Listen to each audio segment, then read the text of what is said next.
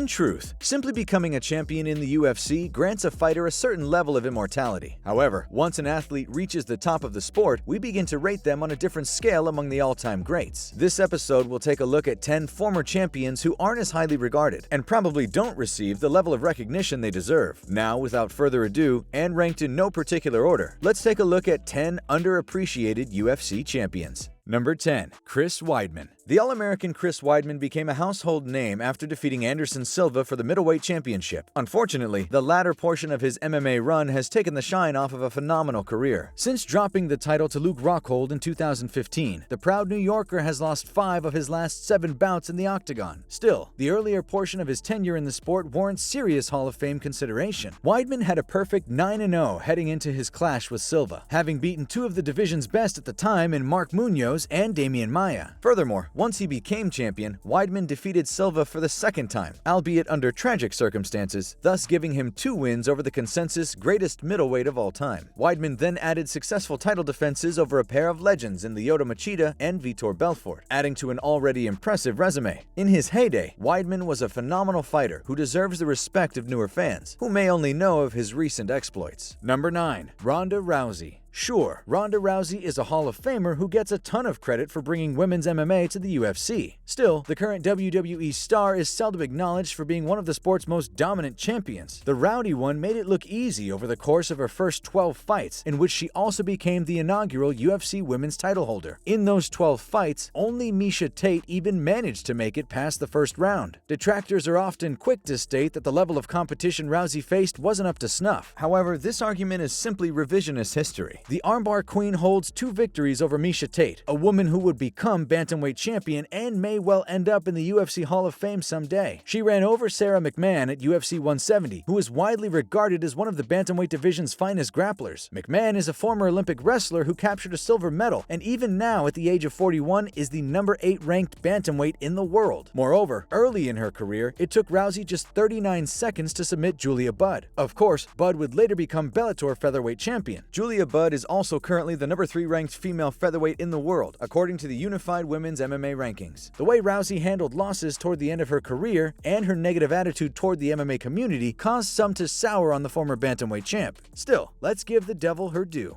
Number 8. Tyron Woodley. Like most UFC stars, the chosen one Tyron Woodley's tenure with the promotion didn't exactly end on a high note. Woodley ultimately came up short in his last 4 appearances in the octagon, prompting the organization not to re-sign him. Of course, his recent knockout loss to YouTube sensation Jake Paul in the boxing ring wasn't great for his image either. While recent history hasn't been particularly kind to the chosen one, the Mississippi native has accomplished a great deal in his combat sports career. After making a name for himself in Strikeforce, Woodley would take his game to the next level in the UFC. Wins over fighters like Josh Koscheck, Carlos Condit, and Kelvin Gastelum put him on a collision course with welterweight champion Robbie Lawler. At UFC 201, Woodley's title reign began when it took him a little over 2 minutes to KO the Ruthless One. From there, he would successfully defend his title 4 times against the likes of Stephen Thompson, Damian Maia, and Darren Till. Sure, some of them weren't the most exciting contests, but defending a title 4 times in a division as competitive as welterweight is no easy feat. Tyron Woodley never really clicked with MMA fans, and some of his title bouts were admittedly dull, but one can make a solid argument that he is one of the 5 greatest welterweights of all time, given his body of work. Number 7. Ben Henderson. Admittedly, with a 6-6 record since joining the promotion, Ben Henderson's Bellator run has been disappointing. As such, it's become easy to forget that he wreaked havoc on the UFC lightweight division in his prime. A well-rounded fighter who can do it all, Henderson has beaten a who's who of lightweights. His MMA record included victories over Donald Cerrone, Gilbert Melendez, Frankie Edgar, and Nate Diaz, just to name a few. Henderson is a former UFC lightweight champion who defended his title 3 times, and was one of the pound-for-pound best. Sadly, he rarely gets the credit he deserves. In fact, the only time he's shown in UFC highlights is on the receiving end of the famous Showtime kick. Number 6. Demetrious Johnson. Though most knowledgeable pundits would put him on their list of top 10 all-time greats, Demetrious Mighty Mouse Johnson never got fan support befitting a dominant champion. While most of his fellow champions were headlining pay-per-views, Mighty Mouse's first 3 title defenses would occur on fight night cards. He would eventually make his way to the pay-per-view scene, but never became a box office draw, despite being one of the UFC's longest reigning champions with 11 title defenses. Johnson's quick striking and impressive takedown game made him seemingly unstoppable. Still, his skills didn't seem to captivate the MMA masses, who took some time warming up to the flyweight division in general. Finally, after losing his title in a hard-fought decision to Henry Cejudo, Dana White and the company traded him to ONE FC for Ben Askren, citing his inability to draw money. The action highlighted just how underappreciated Demetrious Johnson truly was. Number 5. Daniel Cormier, light heavyweight. Given that his reign as light heavyweight champion was made possible by Jon Jones's mishaps outside the cage, Daniel Cormier never got his due for his accomplishments in the division. Sure, Jones's suspensions made his reign possible, but that's hardly Cormier's fault. Moreover, the former Olympic wrestler's light heavyweight run was incredible in its own right. His tenure at 205 included an unforgettable win over Alexander Gustafsson, not to mention 2 victories over the hardest-hitting man in the division, Anthony "Rumble" Johnson, and the legendary Dan Henderson, both of whom he beat convincingly via submission.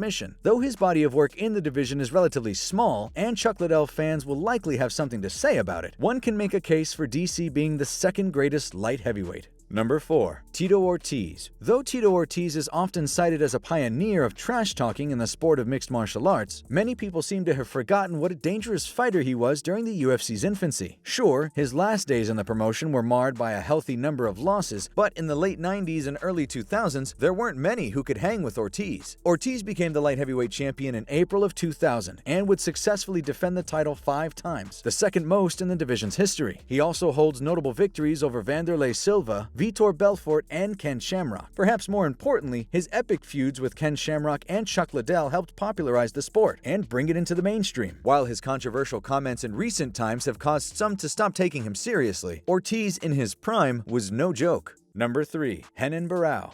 After losing the title to TJ Dillashaw in May of 2014, Henna Barao's career took one of the biggest nosedives in recent memory. Following the upset loss at UFC 173, the Brazilian would drop 7 of his next 9 fights, leaving the promotion no choice but to release him in 2019. Despite the disappointing ending to his UFC run, there was a point when the organization promoted the former bantamweight title holder as one of the best pound-for-pound fighters on the planet, which wasn't entirely unwarranted. After all, the Baron entered the UFC with an outstanding 25-1-1 professional record. He would continue his win streak by rattling off 3 consecutive victories, setting the stage for an interim title showdown with Uriah Faber. Barao would capture the interim title, which was eventually elevated to the undisputed title due to an injury from Dominic Cruz. As champion, he did an admirable job keeping the division afloat in Cruz's absence, while establishing himself as one of the pound-for-pound best. Unfortunately, it feels like Barao has already been mostly forgotten by all but the most hardcore MMA fans. Number 2. Stipe Miocic. With a record-setting 3 title defenses in a division that only takes 1 punch to end a fight, Stipe Miocic is generally regarded as the best heavyweight to ever compete in the UFC. Still, while his greatness is widely acknowledged, the Ohio native can't ever seem to get an immediate rematch when losing his title. Despite his resume, both times he lost the heavyweight strap, the promotion immediately pushed him to the side. When he dropped the gold to Daniel Cormier at UFC 226, the organization tried to book DC versus Brock Lesnar instead of giving Miocic